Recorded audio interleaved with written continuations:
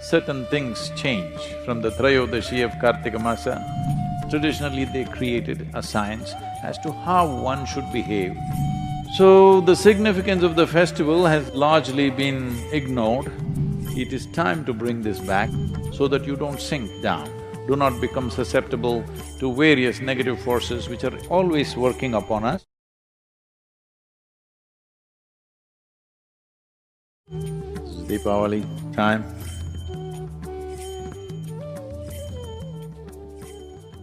What is the significance of this? This is a festival which always comes in the month of Kartika, as per the lunar cycles, on the 13th day, which is called as Trayodashi. The 13th day of the Kartika month is the festival.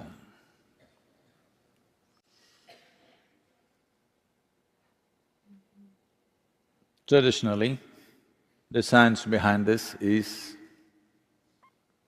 on this day, everybody worships. On the Deepavali day, everybody is supposed to worship Dhanavantari, the deity dedicated to one's health and well-being.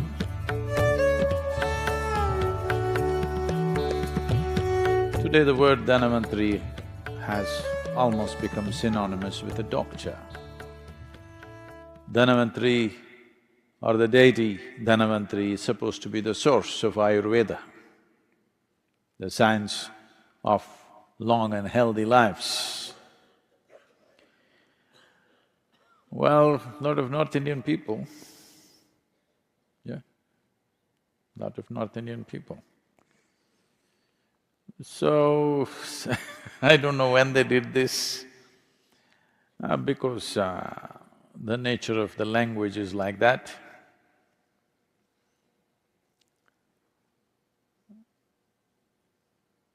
In northern India, most people speak Hindi language and the last syllable, they'll cut it off. If you say Dhyana Lingam, they'll say Dhyana Ling. If you say Shiva, they'll say Shiv. If you say Rama, they'll say Ram. The language has the habit of cutting off the last syllable always, almost everything. Krishna, Krishna.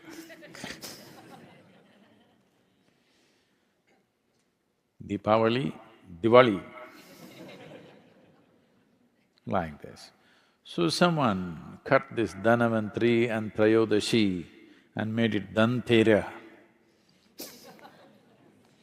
What was about health became about wealth. Dhan means money. Now everybody thinks Deepavali is about money.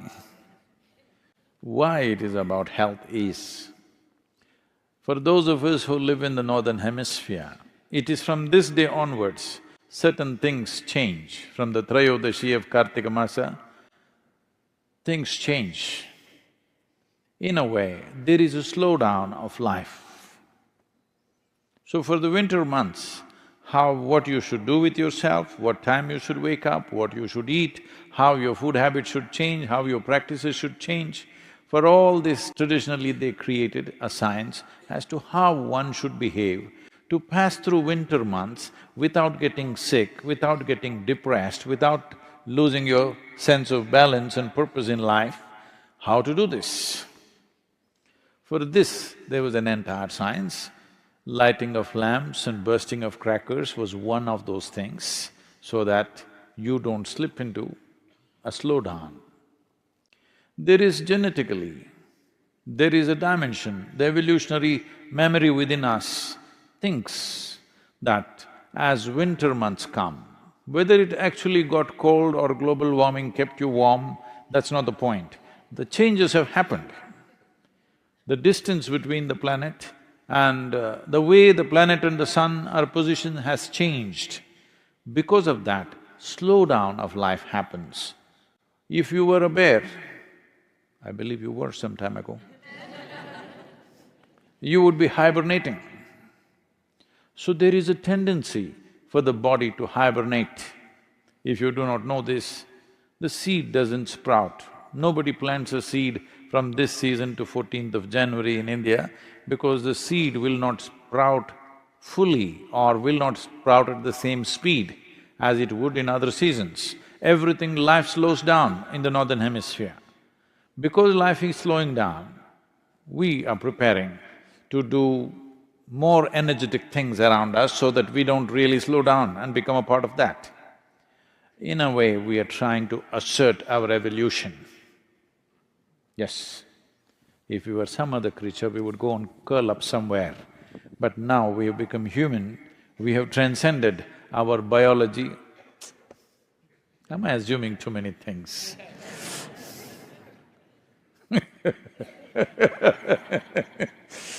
You are supposed to have transcended your biological tendencies. So, to transcend this, there's a whole lot of activity created so that you don't go into a hibernating kind of state. Physically slow down, mentally little bit of depression could easily happen in everybody because the season is like that. In colder countries, definitely people experience this. Huh? Yes or no? Because things have slowed down within you. In the northern hemisphere, not just you, everything has slowed down because our relationship with the sun has changed, which is the basic source of life. The basic source of energy on this planet is sun. Not because you came up with a solar panel, it's always been so. Now, because the northern hemisphere, its relationship with the sun has changed, you're looking away from the sun. There is a slowdown from this month, the 13th day of this lunar month, which is called as the Kartika Trayodashi. So to make up for this, in India there are various things done. From this month onwards, normally, traditionally, the roles of males and females are interchanged at this time. For example, it is a part of daily activity for a woman, not anymore, in rural India still, that first thing in the morning, she cleans the front of her house and draws some geometrical figures. These geometries, today she knows only one design, unfortunately. She keeps putting the same thing, or she got it painted, or she has a template and she puts it. Otherwise, she is supposed to use rice flour and every day, Monday, Tuesday, like this, every day of the week, she is supposed to draw a specific design, geometric design, to attract a certain kind of energy into her home. If it's a full moon day, a certain kind of design. If it's a new moon day, a certain kind of design. So 28 patterns were there, which people knew on which day what to put. So during these months, it'll become the duty of the men to do this. And this is the only month where men are supposed to go out singing on the street in the morning. Early morning, they're supposed to go singing on the street. Even today, a small number of people are doing this. In rural India to some extent, in urban India, once again a little bit of revival is happening. Today we have become very large cities, otherwise if you lived in a village, everybody who lives there needs this beat of drum and music to reverberate in their system so that they don't hibernate, so that their systems don't slow down. So Deepavali is about that. If you cannot see the light, that's why the crackers, so that you anyway wake up. At 4:30 in the morning, they will start bursting crackers all over the town so that everybody wakes up and everybody becomes alive, because it is important in the winter months that you come up before the sun. The first ray of sun should not hit a blade of grass or some other worm or insect. The first ray of sun must hit you. This is a commitment. That is why before sunrise, everybody is out to receive the first rays of sun upon themselves, not upon the ground.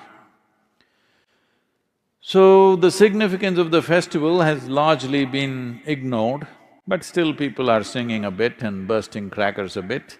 It is time to bring this back, especially in colder weathers. This would be wonderful if some of these things are revived, because Diwali is not a religious festival, it's got something to do with our geographical location on this planet. Because we are in the northern hemisphere, these changes are happening to us, to our bodies, to the plants, to the animals, everything it's happening. You see, everything slows down.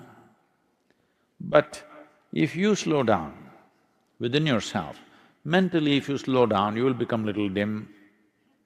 Physically if you slow down, you will become susceptible to various other ailments which you may not be susceptible if your body is vibrant and alive. If this body is vibrant and alive, there are 1,000 infections within you right now, but you don't get sick because body is alive and vibrant. If little slowdown happens, all these little things become major problems within you. This is why the whole thing about Dhanavantari, the science of health and well-being, that it must be kept alive till 14th of January, everything must be kept alive. You need music, you need more light, you need lamplight, you need all kinds of things to keep the atmosphere alive for yourself so that you don't sink down and do not become susceptible to various negative forces which are always working upon us. It is just that some are sailing above it, some are sinking into it. So this is the significance of Deepavali. It is Dhanavantari's Trayodashi.